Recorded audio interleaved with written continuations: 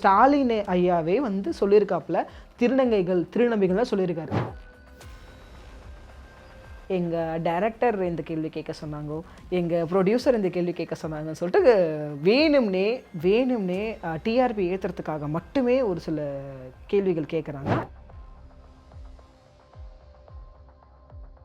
நீ டிரான்ஸ்மென்னா சரக்கு அடிக்கணும், தம் அடிக்கணும், பொண்ணுங்கிட்ட நிறையா பேசணும், சோ கால்டு மேல்ஸ்ன்னு சொல்கிறாங்க இல்லைங்களா, ஆல்ஃபா மேல்ஸால் எங்களை ஏற்றுக்க முடியாது. சரி, அப்போ நீங்கள் ஆண் இல்லைன்னா சரி ஆண் எப்படிடா இருக்கணும்னு சொன்னால் இந்த உடலமைப்பை மட்டும் தான் சொல்லுவாங்க. அந்த உடலமைப்பு தான் நான் மாறிட்டேனேன்னா ஆனால் ஏற்றுக்க மாட்டாங்க. திருநம்பியாக இருக்கும் பட்சத்தில் வெறும் பெண்களை மட்டுமே காதல் செய்ய வேண்டும். திருநம்பிகள் வந்து திருநங்கைகளை காதல் செய்யக்கூடாது. நீங்கள் திருநங்கையாக நீங்கள் உணர்ந்தாலும் சரி, திருநம்பியாக உணர்ந்தாலும் நீங்கள் சர்ஜரி பண்ணி ஆகணும் 22 வயசுக்குள்ளே. அப்படி நீங்கள் பண்ணிக்கலை அப்படின்னா ஏற்றுக்க முடியாது.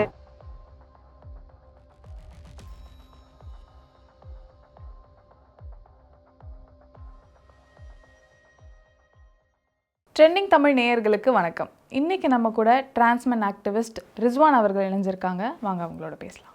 வணக்கம் தோழர். வணக்கம் தோழர். திருநங்கைகளுக்கு அரசாங்கத்துலேருந்து சில சலுகைகள் கிடைக்கிறது இல்லை, அவங்களும் வீட்டில் இருந்தும் துரத்தப்படுறாங்க அப்படின்னா நாயக்குகள் அப்படின்னு சொல்லிட்டு சில குரூப் வச்சு அவங்களுக்கான பேசிக் சப்போர்ட் கொடுக்குறாங்கன்னு ஒரு பக்கம் பேசுகிறாங்க. இன்னொன்று அதுலேயுமே நிறைய பிரச்சனை இருக்குனாலுமே ஏதோ ஒரு பேசிக் சப்போர்ட் கொடுத்துட்றாங்கப்பா, எனக்கு தங்க ஒரு இடமோ 3 வேளை சாப்பாடோ வேறு எனக்கு வருமானத்துக்கு ஏதோ ஒரு விஷயம் பண்ணிடுறாங்க, எனக்கு ஒரு பேசிக்கான சப்போர்ட் இருக்குன்றாங்களே. அந்த மாதிரி திருநம்பிகளுக்கு எதுவும் இருக்கா? அப்படி இல்லாததே ஒரு வகையில் நல்லதுன்னு நீங்கள் நினைக்கிறீங்களா? தோழர், எனக்கு வந்து ஜமாத் சிஸ்டத்தை சுற்றி நிறைய விஷயங்கள் இருக்குது. ஒரு சிலர் வந்து அதை ஏற்றுக்கிறாங்க, ஒரு சிலர் வந்து அதை இது பண்ணிக்கிறாங்க. ஆனால் நான் என்ன பார்க்குறேன்னா, அந்த ஜமாத் சிஸ்டத்தை அந்த பண ரீதியாக அந்த ஒரு பெரிய இதுவுக்கு தாண்டிலும் இன்னும் ஒரு ஒரு ஒரு அழகான ஒரு விஷயம் அதுக்குள்ளே இருக்குது, குடும்பன்ற ஒரு விஷயம். நான் அதை தான் நானும் நேகாவும் அதை தான் நாங்கள் பார்ப்போம். நேஹா கிட்ட கூட அவங்கள அம்மாவை ஏற்றுக்கிற பிள்ளைங்க நிறைய பேர் இருக்காங்க, என்ன அப்பாவை ஏற்றுக்கிற பிள்ளைங்க நிறைய பேர் இருக்காங்க.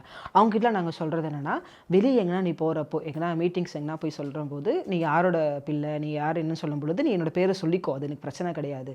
ஆனால் அவங்க சொல்கிற மாதிரி அந்த டிப்பிக்கலாக ஃபாலோ பண்ணுறாங்க இல்லைங்களா, லைக் நீ இதெல்லாம் பண்ணணும் அதெல்லாம் பண்ணணும், அதெல்லாம் நாங்கள் கேட்க மாட்டோம். அதெல்லாம் கிடையாது. உனக்கு இடம் இல்லைன்னு நினைக்கிறியா, வா உனக்கு நாங்கள் இடம் கொடுக்குறோம். உனக்கு சாப்பாடு இல்லையா, வா. உனக்கு என்ன க்ரைசிஸ் இருக்கா, வா நாங்கள் பார்த்துக்குறோம் அப்படின்னு சொல்லிட்டு டெம்பரவரியாக நம்ம வீட்டில் ஷெல்டர் ஹோம் ப்ரொவைட் பண்ணிட்டு தான் இருக்கோம் இது வரைக்கும். எங்களுக்கே ஒன்றும் இல்லை, ஹவுஸ் ஓனர் அப்படி திட்டுவார், ஏன் இந்த மாதிரி வராங்க, ஆளுங்க ஏன் வராங்க, தண்ணி பில்லு பாட்டுக்கு போயிட்டே இருக்கும், மெயின்டெனன்ஸ் பாட்டு போயிட்டே இருக்கும். இருந்தாலுமே நாங்கள் இல்லை, நாங்கள் கோத்ரூ பண்ண விஷயத்த இதுக்கப்புறம் வர எங்கள் ஜென்ரேஷன் கோத்ரூ பண்ணக்கூடாதுன்றதுக்காக வரீங்களா வாங்க, எங்களால் பண்ண முடியுதா நாங்கள் பண்ணுறோம் வாங்கன்னு சொல்லிட்டு வி ஆர் ஹேண்டலிங் இட்.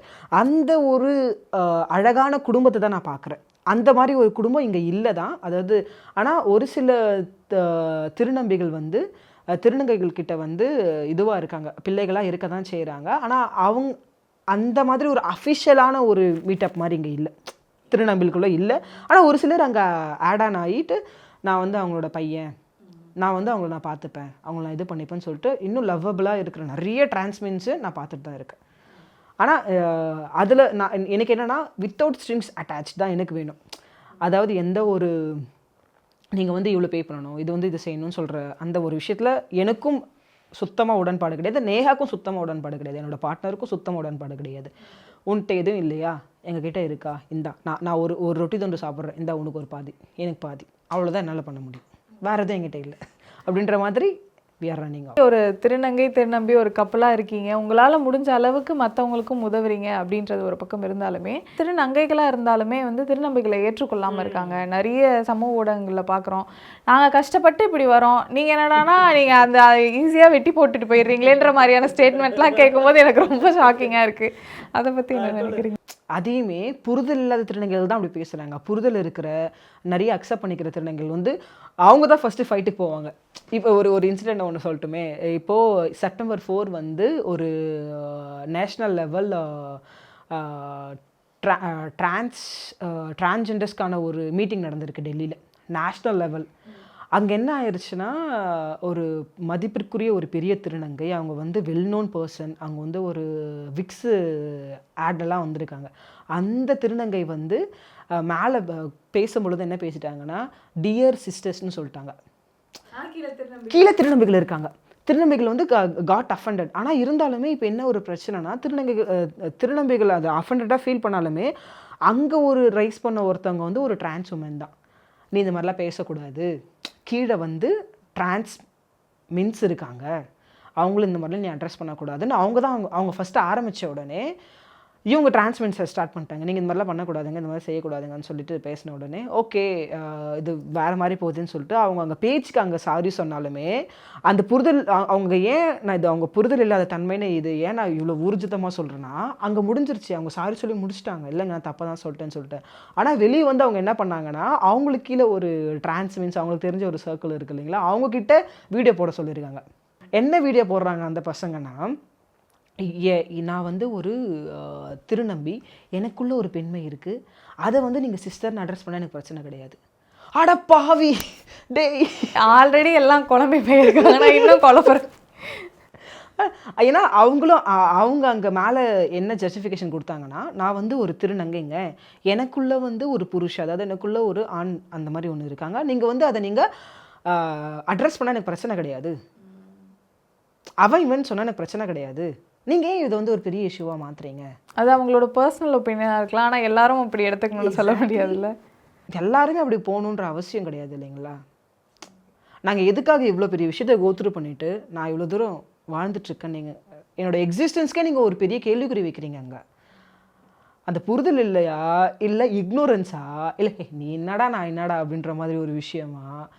எல்லாருக்குமே அந்த விஷயங்கள் இருக்க தான் செய்யுது. ஏன்னா இதை நான் எல்லார்ட்டையும் சொல்ல வேண்டிய விஷயம் என்னென்னா, உண்மைதான், உங்களோட போராட்டம் வந்து ரொம்ப காலத்துக்கு முன்னாடியே ஆரம்பிச்சிருச்சு தான். எங்கள் போராட்டம் வந்து இப்போ தான் ஆரம்பிச்சிருக்குது. காரணம் என்னென்னா, நீங்கள் வீட்டை விட்டு வெளியே வந்து சர்வை பண்ணுறதுக்கும் வீட்டை விட்டு வெளியே வரும்பொழுது ஒரு ஹோப் ஆச்சு உங்களுக்கு இருக்குது.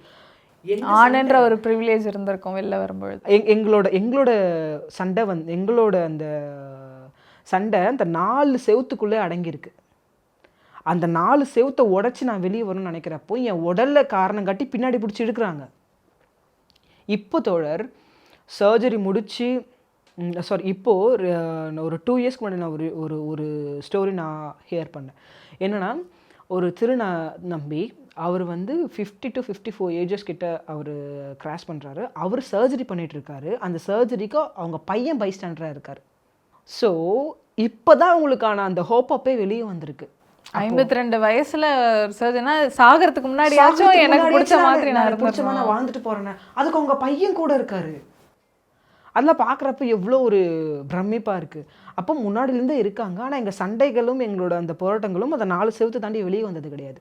4 செவத்து தாண்டி நாங்கள் வெளியே வந்து போகிறோன்னு நினைக்கிறப்பெல்லாம் இப்போ கூட பாருங்களேன், என்னை ஹர்ட் பண்ணணும்னு என்ன தெரியுமா சொல்லுவாங்க, ஆண் வேடமிட்ட பெண், ஒரு நீலாம் ஒரு ஆணா, ஆணுக்குரிய எல்லா அம்சங்களும் உனக்கு இருக்கா, நீ ஆணே கிடையாது.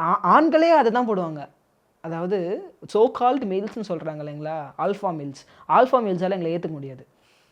நீ எப்படி பையன், நீலாம் பையன் கிடையாதுடா, ஆல்ஃபா மேல்ஸால் எங்களை சுத்தமாக ஏற்றுக்க முடியாது. நான் உங்களுக்குலாம் சொல்ல வேண்டியது என்னென்னா, சரி நீங்கள் நான் பையன் கிடையாதுன்னு சொல்கிறீங்க, அப்போ நான் யாருன்னு நீங்கள் கேட்டிங்கன்னா அவங்க சொல்லுவாங்க, நீ வந்து ஒரு பொண்ணு. ஆனால் எனக்கு தெரியும், என்னோட காயங்களுக்கு தெரியும், என் வீட்டு கண்ணாடிக்கு தெரியும் நான் யாருன்னு சொல்லிட்டு.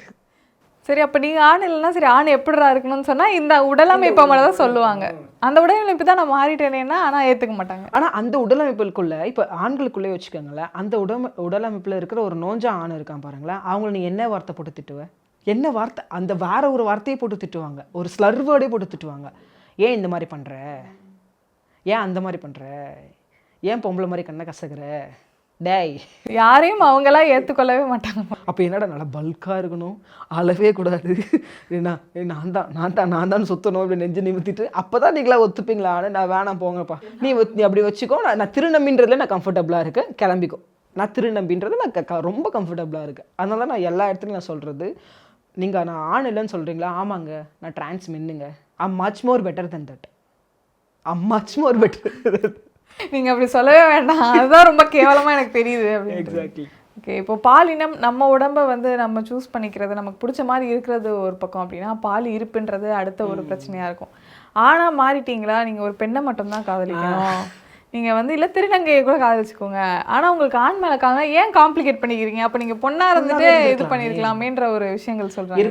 இருக்க தான் செய்து தோழர். நான் இப்போ டிரான்ஸ்மென்ன்ற ஒரு டேர்ம்குள்ளே இருக்கும் பொழுது என்ன ஆச்சுன்னா, டிரான்ஸ்மென் கம்யூனிட்டிக்குள்ளே என்ன சொல்கிறேன், நீ டிரான்ஸ்மென்னா சரக்கு அடிக்கணும், தம் அடிக்கணும், பொண்ணுங்கிட்ட நிறைய பேசணும், பொண்ணுங்கிட்ட போய் வழியணும், அது பண்ணணும் இது பண்ணுன்னு சொல்லிட்டு இருக்கிறப்ப டேட்லாம் தப்பாக இருக்குடா, நீங்கள் போடுற அந்த கட்டமைப்புகளே ரொம்ப தப்பாக இருக்குடா, அதெல்லாம் ரொம்பவே அப்பத்தமாக இருக்குடான்னு சொல்லிட்டு, சரி நீங்கள் இவ்வளோ ரூல்ஸ் அண்ட் ரெகுலேஷன்ஸ் வச்சுருக்கீங்களா, அதாவது அந்த ஆல்ஃபா மேலோட மினி ஆல்ஃபா மேல் வச்சுருப்பாங்க. ஐயப்பா வேணாம்ப்பா, நான் இப்படி சரி நான் பைனரின்ற டேர்ம்குள்ளே இருக்கலாம். நான் பைனரி டேர்ம்ன்றது பேசிக்காக எதுவுமே கிடையாது, அந்த பவுண்ட்ரியே நீங்கள் போடாதீங்க, அந்த கட்டமைப்பில் அமைக்காதீங்கன்ற. ஆனால் அந்த நான் பைனரி டேர்ம்குள்ளே வரும்போது நான் இன்னொரு விஷயத்தை நான் கண்டுபிடிச்சேன்.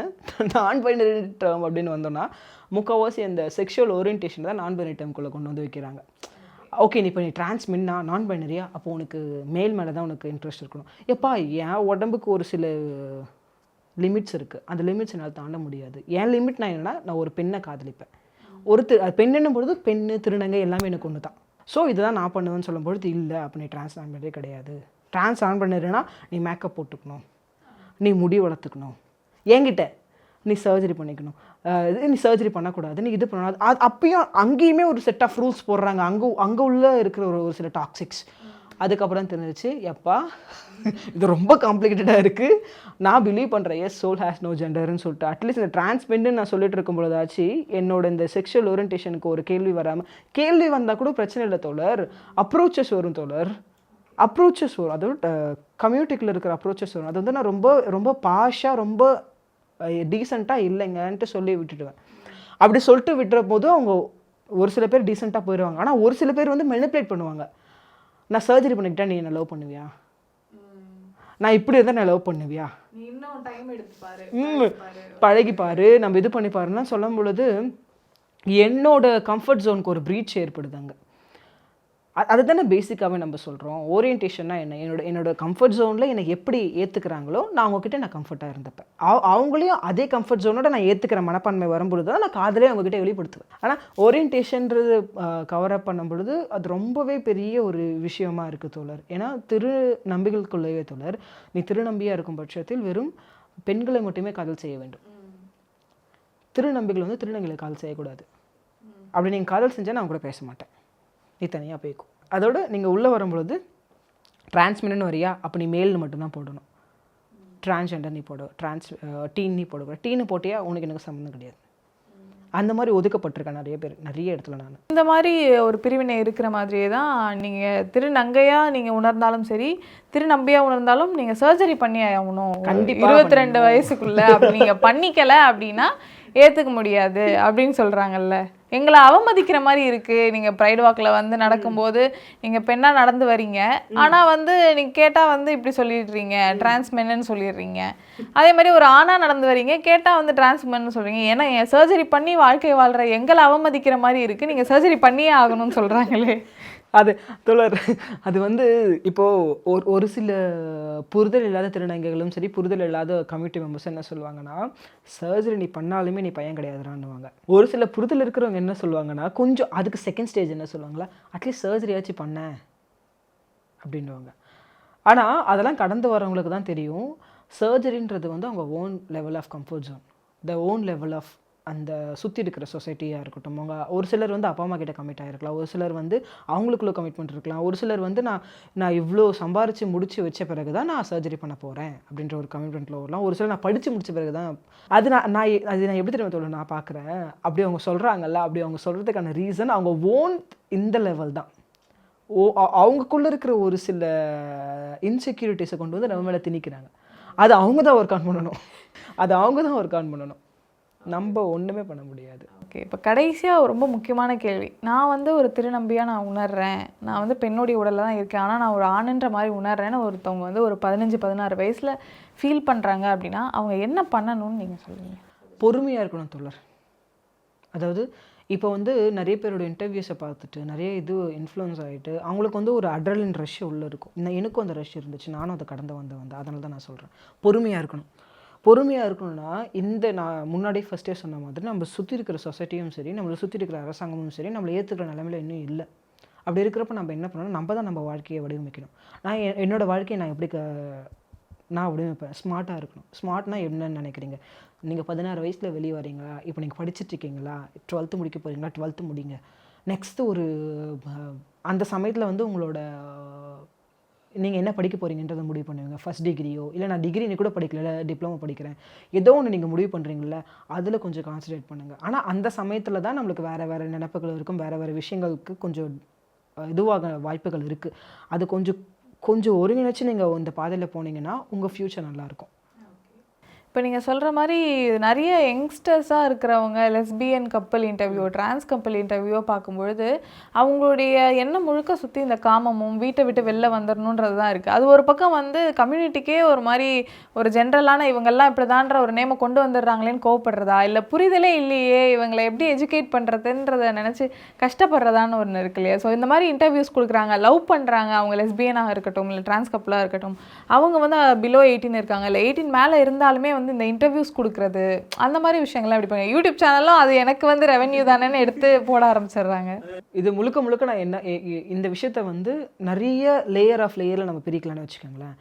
நான் ஒரு லேயரில் நான் என்ன பிரிக்க வேண்டியதாக இருக்குன்னா, ஒரு விஷயத்தை பற்றி நம்மளுக்கு தெரியலன்னா அங்கே வந்து அதை பேசவே வேண்டாம், அசம்ஷனே வேண்டாம். அது யாராக வேணா இருக்கட்டும், அதை இன்டர்வியூ எடுக்கிறவங்களா இருக்கட்டும், இன்டர்வியூ கொடுக்குறவங்களா இருக்கட்டும், புரிதல் இல்லாத சமயம் வரைக்கும் அதை பற்றி நம்ம பேசவே வேண்டாம். அதை பற்றி நம்ம பேசுகிறன்ற பேர் வழியில் தான் அது வேறு மாதிரி காம்ப்ளிகேட்டடாக நம்ம கொண்டு போகிறோம் எல்லா ரீதியிலையும். இப்போது நிறைய நான் இன்டர்வியூஸ்லாம் நானும் பார்த்துருக்கேன். டிரான்ஸ் மென்னோட இன்டர்வியூஸ் பார்த்துருக்கேன், லெஸ்பியன் கப்புள்ஸோட இன்டர்வியூஸ் பார்த்துருக்கேன். எனக்கு வந்து லெஸ்பியன்ஸ் கப்புள்ஸோட இன்டர்வியூ பார்க்குறப்ப ரொம்பவே இதுவாக இருக்கும், அப்படின்ற மாதிரி இருக்கும். ஏன் ரீசன் என்னன்னு நான் சொல்லிடுறேனே, அவ்வளோ ட்ரோல்ஸ் இருக்குது, அவ்வளோ விஷயங்கள் இருக்குது, அதை மீறி அவங்க வாழ்ந்துட்டுருக்காங்க. அதே மாதிரி தான் டிரான்ஸ்மென்ஸும் அவ்வளோ ட்ரோல்ஸ் இருக்குது, அவ்வளோ விஷயங்கள் இருக்குது, அதை மீறி நாங்கள் வாழ்ந்துட்டுருக்கோம். அப்படி இருக்கும் பொழுது அந்த ஆப்போசிட்டில் இருக்கிற இன்டர்வியூ பண்ணுறவங்க என்ன பண்ணுறாங்கன்னா, எங்கள் டைரக்டர் இந்த கேள்வி கேட்க சொன்னாங்கோ, எங்கள் ப்ரொடியூசர் இந்த கேள்வி கேட்க சொன்னாங்கன்னு சொல்லிட்டு வேணும்னே டிஆர்பி ஏற்றுறதுக்காக மட்டுமே ஒரு சில கேள்விகள் கேட்குறாங்க. எனக்கு தெரிஞ்சு இப்போ டிரான்ஸ்மென் கிட்ட நீங்கள் எப்படி சர்ஜரி பண்ணிக்கிட்டீங்க, எப்படி செக்ஸ் வச்சுக்குவீங்கன்னு கேட்காம போகிற ஒரு இன்டர்வியூ இதுதான் நினைக்கிறேன். மற்ற எல்லா இன்டர்வியூஸ்லையும் நீங்கள் எப்படி இது பண்ணீங்க, சர்ஜரி பண்ணீங்க, எப்போ பேர் மாற்றினீங்க, உண்மையான பேர் என்ன, உங்கள் அப்பா அம்மா வச்ச பேர் என்ன, உண்மையாக சொல்லுங்கள், உங்கள் பேர் என்ன, நான் யார்ட்டும் போட மட்டும் சொல்லுங்கள், உங்கள் பிக்சரை காட்டு. ரொம்ப பொலிட்டிக்கலி கரெக்டாக பேசுகிற மாதிரிலாம் பேசுவாங்க. ஆனால் வந்து இந்த அரசியல் தேவையெல்லாம் இல்லாமல் இந்த விஷயங்களாக தான் கேட்டுட்டு இருக்காங்க. அவங்க பர்சனலாக பெட்ரூம்குள்ளே என்ன பண்ணுவாங்க, ரெஸ்ட் ரூம்குள்ளே எப்படி இருப்பாங்கன்றது மட்டுமே தான் குறிக்கோளாக இருக்குது. அது மட்டும் தான் இதுவாக இருக்குது. அதெல்லாம் வந்து உங்களுக்கு க்யூரியாசிட்டி இருக்குன்னு எனக்கு தெரியுது. உங்களுக்கு வந்து மக்களுக்கு அந்த க்யூரியாசிட்டி இருக்குன்றது தெரியுது. அந்த க்யூரியாசிட்டியை நம்ம எப்படி அணுகணுன்ற ஒரு விஷயம் இருக்குது. அந்த அணுகிற முறையை வந்து நம்ம இதை ரொம்ப நீங்கள் ஒரு விஷயத்தை வந்து ரொம்ப கொச்சையாக காட்டுறதும், ஒரு விஷயத்தை ரொம்ப ரொம்ப புனிதமாக காட்டுறதும் உங்கள் கையில் தான் இருக்குது. அந்த ஒரு பொறுப்பு உங்கள் கையில் இருக்குது. அந்த பொறுப்புக்கு ஏற்ற மாதிரி நீங்கள் நடந்துக்கிட்டிங்கன்னா நல்லா இருக்கும்னு எனக்கு தோணுது. ஓகே, கண்டிப்பாக. அது மட்டும் இல்லாமல் இப்போ அரசாங்கம் திருநர் மக்களுக்காக இந்த விஷயங்கள்லாம் திருத்தம் பண்ண வேணும், உங்கள் சைடில் வைக்க வேண்டியது என்னென்ன விஷயம்? எனக்கு பர்சனலாக நான்றதை விட ஒட்டுமொத்த திருநம்பிகளும் நினைக்கிற ஒரு விஷயம் என்னென்னா, எங்களோட அடையாளத்தை வந்து அவங்க காது கொடுத்து கேட்டு அதுக்கு ஒரு அங்கீகாரம் கொடுத்தா ரொம்ப நல்லா இருக்குன்ற ஒரு விஷயம். அதை நீங்கள் எப்படி அங்கீகாரம் கொடுக்கலாம் அப்படின்னீங்கன்னா, திருநங்கை மற்றும் திருநம்பி என்ற மாற்றுவதன் மூலமாக நீங்கள் ஒரு அங்கீகாரத்தை கொடுக்கலாம். எப்பயுமே நான் ஒரு விஷயத்தை அழிச்சிட்டு தான் ஒரு விஷயத்தை கொண்டு வர முடியாது. ஆனால் நீங்கள் நாங்கள் அழிக்கணும்னு நினைக்காதீங்க, ஆட் பண்ணுறோன்னு கொஞ்சம் நினைக்க. நீங்கள் இணைச்சிக்கோங்க, எங்களையும் இணைச்சிக்கோங்க, இடைலிங்கத்தோர் இன்டர்செக்ஸ் பர்சன் நீங்கள் இணைச்சிக்கோங்க. அப்படி இணைச்சிக்கும் போது இன்னும் அந்த அம்ப்ராலா பெருசாக இருக்குது. ஏன் இந்த அம்ப்ராலா பெருசாக இருக்குதுன்னு நம்ம பார்த்தோம்னா, நீங்கள் இன்னும் இணைக்கலைன்னு சொல்லிட்டு இந்த கம்யூனிட்டிக்குள்ளே இருக்கிற ஒரு சில அந்நிய சக்திகள் பிரிக்க தான் பார்க்குது, பிரிவினை அரசியல் தான் பண்ண பார்த்துட்ருக்காங்க. இன்னும் திருநம்பிகளை இணைச்சிக்கல, இன்டர்செக்ஸை இணைச்சிக்கல அப்படின்னு சொல்லிட்டு அதுக்குள்ளே ஒரு அரசியல் பண்ணிகிட்ருக்காங்க இன்னும். ஸோ ஆனால் அதில் நம்ம இதெல்லாம் எங்கே நடக்குதுன்னு பார்த்தா, நம்ம கவர்மெண்ட் இருக்கிற அவங்களோட இக்னோரன்ஸால் அவங்க வந்து சரியாக கேட்கலையோன்ற ஒரு விஷயத்தினால அந்த சிஸ்ட்ரோ மனப்பான்மையிலேருந்து கீழே இறங்கி வந்து கொஞ்சமாச்சு ஓகே நம்ம இதுதான் இப்போ சமூக நீதி, அப்போ இருக்கிற சமூகத்தில் இருக்கிற எல்லா மக்களையும் நம்ம அங்கீகரிக்க வேண்டிய ஒரு அவசியத்தில் இருக்கும். அப்போ யாரெல்லாம் இருக்காங்க, திருநம்பிகள் இருக்காங்களா, இன்டர்செக்ஸ் இருக்காங்களா, அவங்க எல்லாரையுமே நம்ம முடிஞ்ச வரைக்கும் இணைச்சிக்குவோம் அப்படின்றது தான் என்னோட ஒரு கோரிக்கையாக இருக்குது. அப்படி இணைச்சிக்கிட்டாலே ஃபாலோஅப் எல்லா இடத்துலையுமே ஆட்டோமேட்டிக்காக அது வர ஆரம்பிச்சிடும். ஏன்னா நம்ம ஸ்டாலின் ஐயாவே வந்து சொல்லியிருக்காப்புல, திருநம்பிகள் தான் சொல்லியிருக்காரு. எல்லா இடத்துல அவர் போடும்போது நீங்கள் பாருங்களேன், ஒரு திருநர் மக்கள்னு சொல்லும்போது திருநம்பிகள் தான் சொல்கிறாரு. ஆனால் அதை ஏன் நீங்கள் எடுத்துக்கிட்டு அது சீரியஸாக எடுத்துக்கிட்டு ஏன் நீங்கள் இது மாற்றம் பண்ண மாட்டேங்கிறீங்கன்றதான் என்னோட ஒரு கொஷினாகவே இருக்குது. ஓகே, நிறைய விஷயங்களை பற்றி பேசியிருக்கோம். சொன்ன மாதிரி மக்கள்கிட்ட என்ன பிரச்சனை இருக்குது, அதுக்கப்புறமா முக்கியமாக கம்யூனிட்டிக்குள்ளே என்னென்ன பிரச்சனை இருக்குது அப்படின்லாம் பேசியிருக்கோம். இது எல்லாமே ஒரு பக்கம் இருந்தாலுமே கவர்மெண்ட்டில் இந்த கரெக்ஷன்லாம் பண்ணிட்டாங்கன்னா இதெல்லாம் ஆட்டோமேட்டிக்காக மாறிடும் அப்படின்னு ரொம்பவே ஸ்ட்ராங்காக சொல்லியிருக்கீங்க. அண்டு நம்ம பண்ணுற போராட்டங்கள் எல்லாம் சொன்ன மாதிரி நமக்கு பயனளிக்குதோ இல்லையோ அடுத்து வர ஜென்ரேஷனுக்காவது பயனுள்ளதாக இருக்கும், மாற்றங்களும் கண்டிப்பாக நிகழும்னு நம்புகிறோம். எங்களோட இணைந்தமைக்கு ரொம்ப நன்றி. தேங்க்யூ.